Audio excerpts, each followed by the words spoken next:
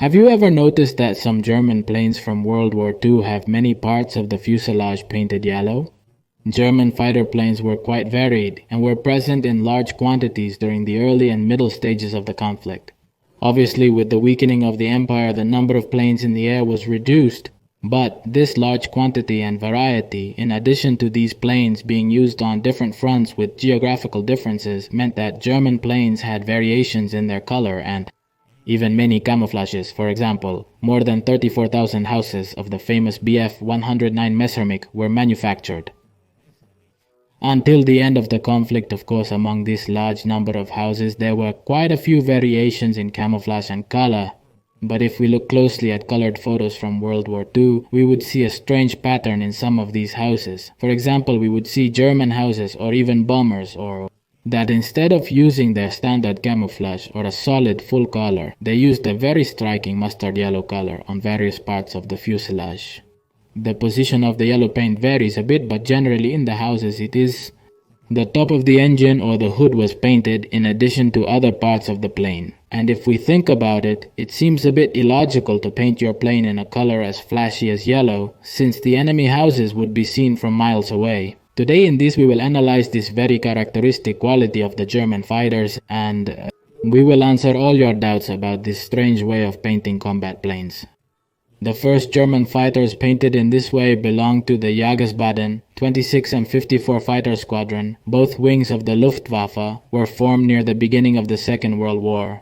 Both fighter squadrons participated in almost all the major battles of the conflict. Even the JG-26 participated in the stage of the joke war before and at the beginning of the Second World War, and until the end of the conflict they fought unconditionally until the fall of Germany. Generally, these squadrons used the Messerschmitt Bf-109 and the Focke-Wulf FW-190, truly historic and effective aircrafts. And in August of 1940, during the Battle of Britain, the battles between the Royal Air Force and the Luftwaffe over England were at their peak. These battles had been taking place since July of 1940, and basically from around August of 1940. From the perspective of the British aviators, one day several Bf-109 appeared with some parts painted yellow. The exact date of when the yellow German fighters emerged is unknown, but the first to notice this characteristic were the pilots of the Royal British Air Force.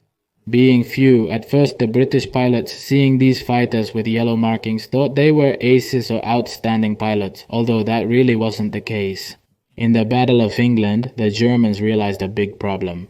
It was common in England for there to be adverse weather causing poor visibility, and during night bombing operations, and when there was also bad weather, it was difficult to distinguish allies from enemies. If we look closely, the fighters of the Royal Air Force and the German Bf-109 are somewhat different.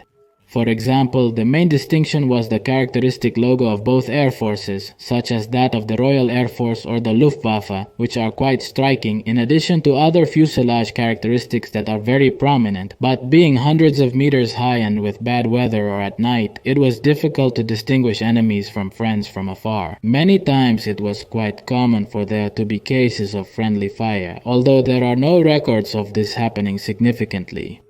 However, it is believed to be a real problem, so much so that it prompted the Germans to get rid of the camouflage and paint parts of their houses yellow to be able to distinguish allies among their allies. The fact that it is yellow and not another less striking color as used by the Allies, we will do a little later, tells us about the real concern of friendly fire among the Luftwaffe squadrons and the need to really differentiate the sides in the large aerial battles that took place in the Battle of England, as yellow could be seen from quite a distance without any problems. Most of the time, the Luftwaffe squadrons received the planes in a factory-based color, and each one of them was responsible for painting and adding yellow stripes if necessary. So we will always see many variants of yellow stripes in various positions of the fighters and bombers. A particular paint, the Reichsluftfahrtministerium 0 to 4 Health, was commonly used, and whenever possible they only painted a line on the tailplane of the aircraft, also on the wings, as well as painting the rudder and the nose of the aircraft. As the conflict progressed, they soon extended the paint to the engine hood, making the entire front of the houses look mustard yellow. At first, it was mostly seen only in BF-109 houses, but later and when necessary it began to be used in other houses like in FW-190 and also less prominently in bombers like the famous Junker Ju-87, the Ju-88 and the larger Heinkel HE-111, which would use yellow stripes only on the tail or only on the oar propeller cones. In North Africa, instead of yellow, white was generally used on the fighters, as we can see in this image, which is quite curious. As is well known, as the conflict progressed, the Luftwaffe could not keep up and, of course, could not supply the large number of planes that the battlefields of the late stages of World War II demanded to stay in the conflict. So in these late stages, it was rare to see planes with the striking mustard yellow markings, as they simply often could not afford to wait for the planes to be painted this color. There were also very rare cases where the Germans used captured enemy planes, and in these cases they also painted them, but this time in a much more extensive way, painting the underside of the plane and the entire tail, in addition to of course adding the corresponding insignia to the Luftwaffe, obviously to avoid friendly fire, especially from air defenses, as it was very easy to confuse the captured planes with enemy planes. There are records of many P-51 Mustangs and British Spitfires that were captured and used by the Luftwaffe, and they are undoubtedly a very curious case that could be touched on in another video.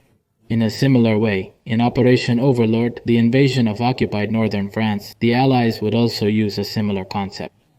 The Allies used quite characteristic invasion marks that were simple black and white stripes.